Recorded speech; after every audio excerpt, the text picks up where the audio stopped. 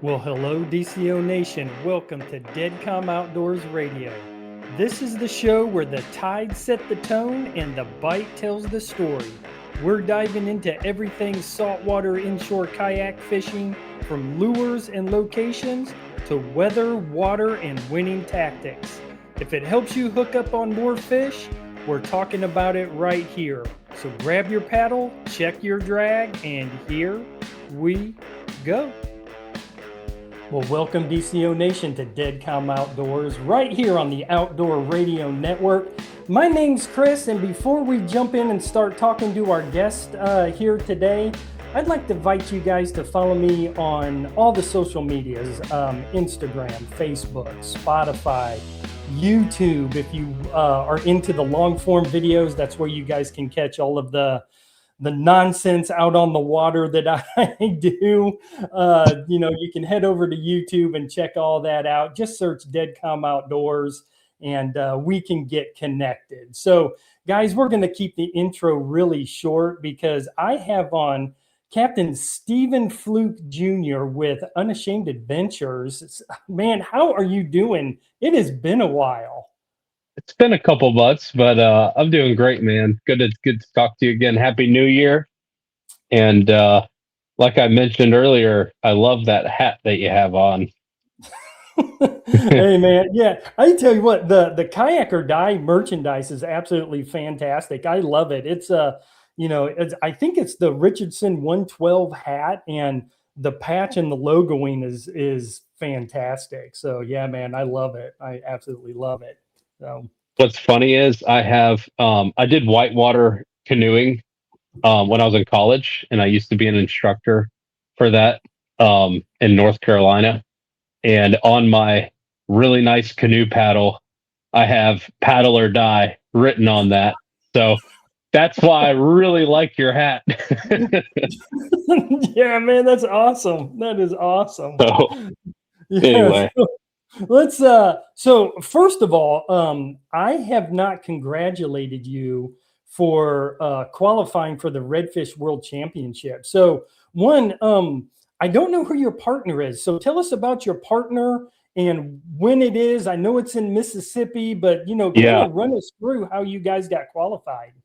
All right. So I'll make this story as short as possible. So I qualified with Nick Winch. He was my partner, and we qualified through the Power Pole National Redfish Tour last spring. And you had to either win the champion. Correct me. I'll get this as straight as possible. You had to win the championship last June, or be in the top 15 in team of the year points. And so we ended up within the top 15 for the point system. However, Nick is unable to fish. So I am partnered up with a new partner named Brett Anderson. Brett qualified with a different partner as well. And so I didn't have a partner. Brett didn't have a partner. And the tournament director encouraged us to fish together because I was going to fish by myself. So never met Brett. We've already had 4 or 5 hours of phone calls and texting nonstop. And tomorrow, he lives in North Carolina. So tomorrow, I'm going to go drive 3 hours in the morning, and we're going to go fish together. Just to start building our team up and get used to each other. So yeah, that's that's Okay, the yeah. short story. So you already took my next couple of questions. Was did you know Brett? Do you know him at all? Is he a guide Nope. up in North Carolina? As far no, I do not think. No, he does not guide. Okay. He owns his own business. He's been tournament fishing. Um, he's been redfish tournament fishing about as long as I have. A couple years, and has done really well. But to be completely honest, I do not know him at all. So, Okay. but he's got I think a lot of top tens in his short career, like I do. So I think we're going to do really good. Mississippi, I've never fished before. However, the launch I'm in an 18-foot flats boat, so a little bit bigger than a kayak, but still still not a ocean boat per se. And Mhm. so the launch for the tournament is right on the Gulf, so there's no backwater, um, which is going to be very interesting. Um, so that said, Brett has a 21-foot bay boat, so I think that'll really help us out too. I'm not sure if we'll probably take both boats down, um, and then obviously pick the best boat for the conditions. But that's kind of the plan. Right. Right. So it'll be So interesting. when is it? Is it in March? Is that right? April, in April. April. Yep, Okay. and it's And a then 3-day. Sorry, go ahead. no, I was gonna say, how many days are you guys gonna pre-fish before the tournament? Um, I oh, I think there's a 14-day practice period, Okay. and then, but I'm not able to take that many days off, so Mhm. um, I would like to get down there and practice for 7 days beforehand, and then the day before the tournament is a media day, and then there's 2 full days of competition, and then the third day is the top 20 will fish the third day. So Okay. yeah, that's that. Pretty big prize. I think it's minimum 50 grand cash for first place. Yeah, So one of that's the awesome. one of the biggest ones I've fished. So it'll be fun. Yeah. Yeah, I tell you what, I love that, we got a couple of local teams here representing South Carolina. Yeah, I talked to Captain Jason and Captain Chris a yeah, couple of months ago and congratulated them. And, I love it. Congratulations. I'm glad, we got some South Carolina boys that's gonna, put it to them down there. So, yeah. you guys are There, gonna do great. there's I think there's three. I think there's 3 or 4 teams from South Carolina that are going to fish Okay. that qualified. So there's not a lot of us. So somebody's got to do good. Yeah, man. No, that is absolutely awesome. Yeah, congratulations. So, Yeah. okay, so let's jump into this. So, the reason why I wanted to bring you on is I wanted to pick your brain. Yep. January, fishing is usually a struggle for us weekend warriors. Hmm. With the cold water temps, the cold fronts that come through. I mean, even this week, our lows are in the high 20s and 30s, maybe getting, touching 50. It's cold. Hmm. So, what are you seeing on the water right now with these conditions? Well, today, I took the boat out at 4. I pulled the boat at 4 p.m. So I fished, I want to say 9 to 4 today. And I mean, this is my favorite time to fish, to be completely honest. The water's crystal clean, and the sight fishing is unbelievable.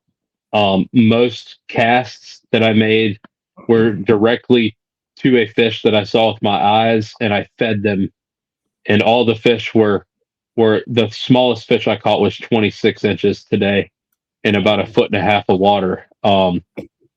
So the key is you want a low tide. This is very important. Take notes, everyone. You want a low tide, at 9, 10, 11, 12, 1, 2, 3 p.m. Anywhere in that range is when I want a low tide. Why? Because when that water falls off the flat and all of that mud and oysters are exposed, that all that mud and everything is soaking in the sun. And so when the tide comes back in, that warm mud and warm rock, warm oysters is going to warm the water temperature up very quickly. So when I launched my boat this morning, the water was 50, which honestly is very warm for the winter. And it's a great temp already just to start with. Fish are very active at 50, but by the end of the day, it was 56. So the water had warmed 50 or 6 degrees throughout the day, and the fish were very happy. Now, we had a very small rising tide today. So mm, low tide was a point 0.6, high tide was a 3.5. So for my area, in South Carolina, generally the tide is roughly, I'll say 5 foot tide swing, roughly. Bigger in Beaufort's and a little bit smaller in Georgetown, but very small tide today. A half moon tide. I like slow moving water. I like those kind of tides in the winter. There's less current, and I think the water can warm up a little bit faster. And so, you know, for kayak fishing specifically, I have done a lot of fishing out of a canoe, not necessarily kayak, but same program. The hardest part is going to be to locate the school of fish. Once you can locate them, a kayak, a canoe is way even quieter than my flats boat because it's got a smaller footprint in the water. So getting close to fish is not going to be an issue for kayak angling. But get up in there, and then I'm throwing Ned rigs. So any sort of small bait. I like a 1/6 ounce Texas eye finesse hook. So it's kind of like a worm hook with a lead connected to it, and any sort of Z-Man 3-inch or smaller bait is what they're feeding on right now. So whether that's a minnow imitation, a crustacean like the salty Ned shrimp, or a TRD Ned rig like just a stick worm, any of those baits are doing very, very well right now. Okay, so I want to back up just a little bit with the tide. Yep. The last time I was out, I think it was 2 weeks ago. The only time I could get out was on a Saturday, and it was high tide at noon. So if that's the only time that I can fish, low tide was like at 5:30 in the morning or something along those lines, before the sun was even coming up. So am I still looking to push up onto those flats? Because really the mud isn't really warming up at that point because the sun isn't even up. So how would you adjust your, where you go or where you try to target these fish? All right. So I'm gonna give two options. Do we have a break coming up first? Yeah. Hey, that's my job. So, yeah, you're exactly right. Yeah. So thank you. I appreciate that. I got you, brother. Guys, don't go anywhere. Captain Stephen Flook is running the show right now. So, guys, we're talking January fishing. You're listening to Dead Come Outdoors right here on the Outdoor Radio Network. Well, welcome back, DCO Nation, to Dead Come Outdoors. We're talking with Captain Stephen Flook Jr. And we were kind of recapping, well, not really recapping, but we were talking about the tough January conditions. And right at the end of the segment, I threw out a question about a situation that I was in a couple of weeks ago where, as weekend warriors, really we're limited when we can get out. Where the only time I could get out, it was high tide at noon. And Captain Stephen was talking about, low tide, having the sun warm up the mud, pushing back up on flats because it was warming up the water. But if it's high tide when you're getting out there in the middle of the day, how do you adjust your day? All right. So that is one of the high tide is tricky in the winter. Some tips. So if I'm starting, if it's 12, let's say we start fishing at 11 and the tide's high, I'm going to go straight to some hard structure and some vertical banks to where the fish can't necessarily go in grass or anything like that. I want a hard stop. So whether it's a seawall, a dock with a seawall, and the fish can just go up and down with the water and not necessarily like in. Because in the winter, sometimes you can find them up in the grass, but I personally don't very often. So I'm looking for like some riprap, some rocks, or some submerged oyster beds with a steep bank, like a sand, like a sand bank, a shell bank behind it, so the fish can't go back anywhere. If that makes sense. Yeah. I'll also just not even go till the tide starts falling. So, I would just run a half day charter on a day like that, and we'd meet at 1 o'clock in the afternoon and fish till dark. Okay. Yep. When you were talking about those hard banks, I was already thinking back to that day and where I was fishing. Yeah. And there is an area that there's probably 2 or 3 homes that has just got riprap all wrapped around the front. Yep. So, that would be an area that I was thinking about. And down just a little bit further, there's like a single dock that comes out, and there's 2 big, huge oyster bars. And on one side, it goes from like 2 feet to like 10 to 12 feet. So is that the Yeah. areas you're kind of? Yes, absolutely. Okay. Now, I'm not going to hide it. High tide fishing in the winter is not easy. Yeah, so you can find some backwater areas where if you've got a 2.5 to 3 foot like a flat where the depth stays like that on high tide, that's fishable, and the fish might push back in there to sun and to warm up. Excuse me. But man, I would stick with hard structure docks or something like that, and honestly, it would not hurt to wait till that tide starts falling, even just a little. Like I said, 12:31 if high is at 12, and just skip that, because as I've had some struggle bus days, especially tournament fishing. If we have a high tide like that in the winter, especially if it's cold. Now, if it's hot, if it's 60, 70 degrees for a few days and that water is on a warming trend, let's say we had a cold front on a Wednesday and you're fishing Saturday. So Thursday, Friday, Saturday, or Thursday, Friday, it was warming up every day. So like first it hits 50, the next day it's 55, Saturday it's 60. That is ideal. Those fish are definitely going to be more active on that second and third day of the warm up than they would on the first day of a cold front, if that makes sense.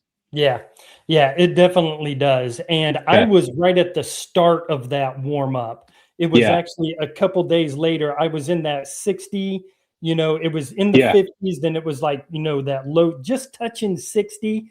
But then a couple days later, it was like 75, and then we crashed back down. I don't remember. Yeah. I don't know if you remember that kind of trend a couple of weeks ago where we got really warm right at the beginning of the year.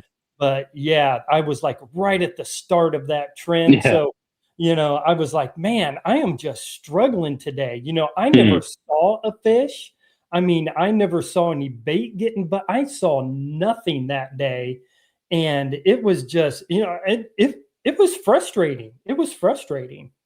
So I will say, I do not see bait getting crashed. Very rare. I might see a shrimp jump or something every now and then, like a small, 2-inch mini shrimp jump. But I do not see bait like getting smoked by fish. Very, very rare. Very rare in the winter. Like I said, I'm fishing Ned rigs, and the fish will eat, but you've got to find them and get your bait in front of them. So like today, all I did was sight fish. Every fish that I caught, I saw before I caught them. Most of my casts were 30 feet max, really close. Oh, wow. So if any of y'all have a paddle board, or I know Bonafide makes some of those kayaks that you can stand up in. Oh yeah. If you can stand up so you can kind of find them, that would be huge. If you're just blind fishing, yeah, I'm not gonna lie, it's tough.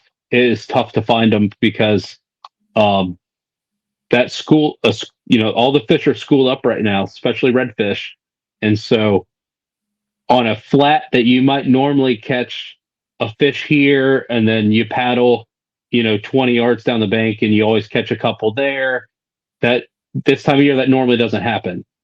There's all of those fish on that bank are in one group, more than likely, in one school, and so you might need to cover, if you're blind fishing, you might need to cover a couple 100 yards of just cast till you find them. Does that make sense? Yeah, without a doubt. And that day I was standing up most of the day. Dang. I had my head on a swivel looking around. I was looking for pushes, any Yeah. type of wakes, anything like that, moving down the banks. So, and like you were saying, the water clarity is gin clear right now. Yeah. I can see down 10 feet easy. Hmm.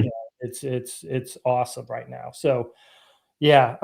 Okay. So let's talk about presentation. So, Yep. everybody always talks about, wintertime, fish are lethargic, low and slow, dragging it across. Are you seeing that? You got to be, just almost dead sticking or low and slow.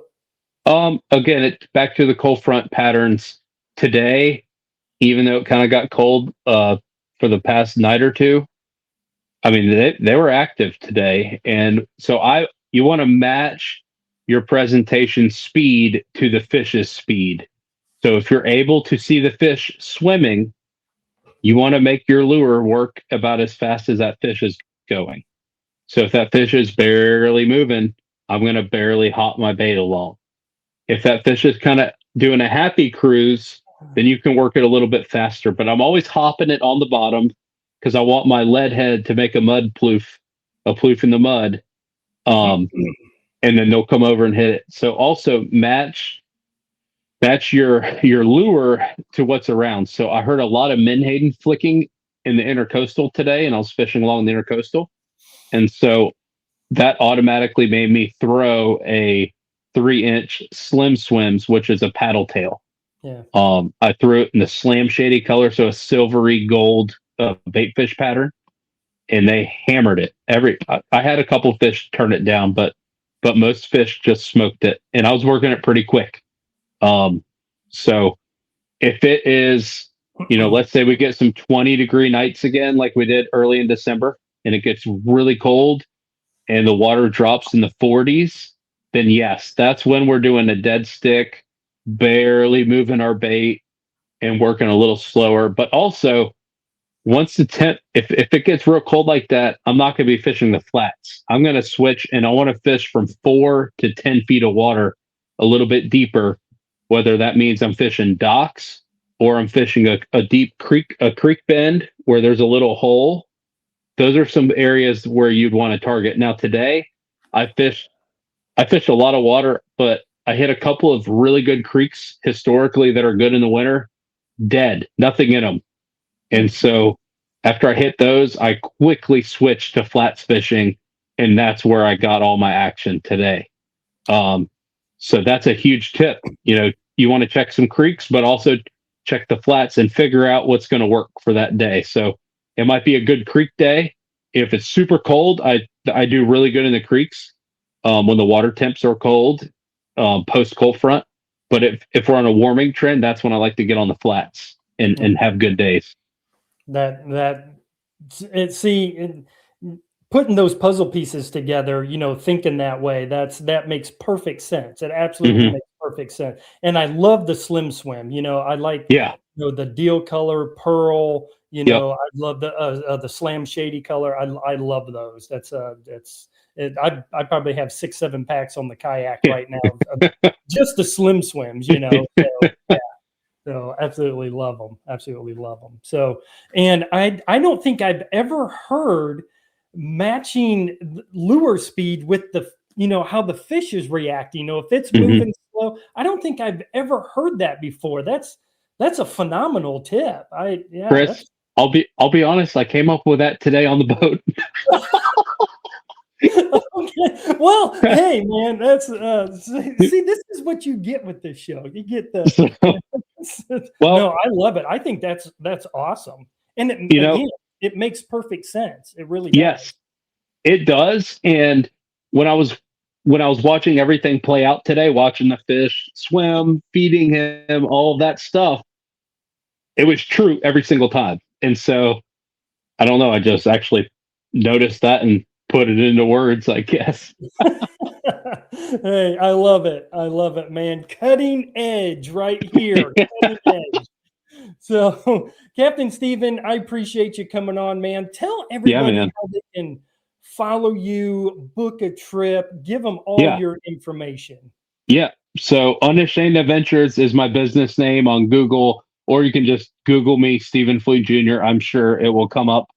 Um, Facebook, Instagram. I also have YouTube, like Chris does. And then the Hadril's Inshore Fishing Expo is this weekend. I'm doing a seminar at 12 p.m. It's in Mount Pleasant at the Omar Shriner Temple. So y'all come check that out. I'll load you up with info.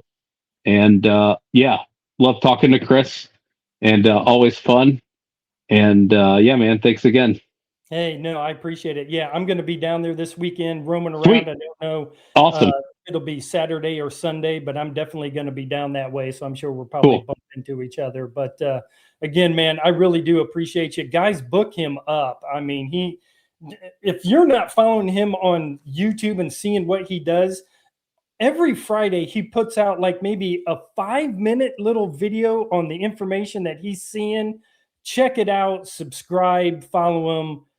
Fantastic guy. Again, Captain Stephen, really do appreciate you. Thank you so much. Thanks, man. Yes, sir. And guys, remember, conservation starts with you. Release a fish for someone else to enjoy. And you've been listening to Dead Calm Outdoors right here on the Outdoor Radio Network.